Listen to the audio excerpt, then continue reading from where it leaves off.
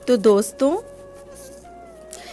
अध्याय 7 ज्ञान विज्ञान योग की कुछ बातें शेयर करते हैं।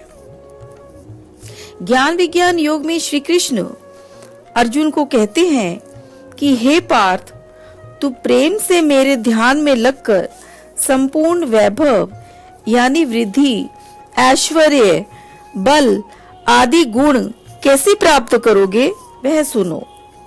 यहाँ भगवान अर्जुन को अपनी प्रकृति या स्वभाव से परिचित करवाते हैं और कहते हैं कि पृथ्वी, जल, अग्नि, वायु, आकाश, मन, बुद्धि और अहंकार 8 प्रकार की मेरी माया है। यही सब जगत की उत्पत्ति का कारण भी है। श्री कृष्ण अर्जुन को धनंजय कहकर बुलाते हैं और बताते हैं कि जैसे एक माला में मोती धागे पर निर्भर होते हैं, उसी तरह इस जगत के समस्त प्राणी मुझ पर आश्रित हैं। वे कहते हैं कि मैं ही सब में समाया हूँ। सत्व गुण, रज गुण, तम गुण मुझसे ही पैदा होते हैं, मगर फिर भी प्रकृति के गुण मेरे अधीन हैं। मैं उनके अधीन नहीं हूँ।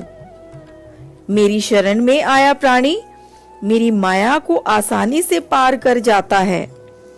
जो प्राणी मेरी भक्ति करता है वो मुझे अत्यंत प्रिय है।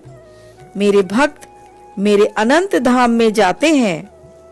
श्री कृष्ण कहते हैं कि मैं भूत, वर्तमान और भविष्य में जन्म मृत्यु को प्राप्त होने वाले सभी प्राणियों को जानता हूँ, मगर मुझे कोई नहीं जानता।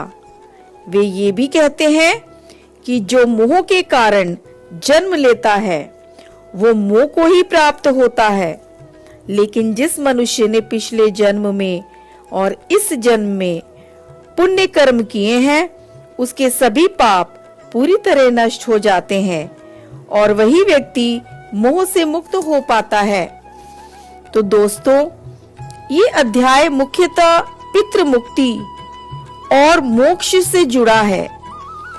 ये आपको क्या शिक्षा देता है? कमेंट करें। जय श्री राधे।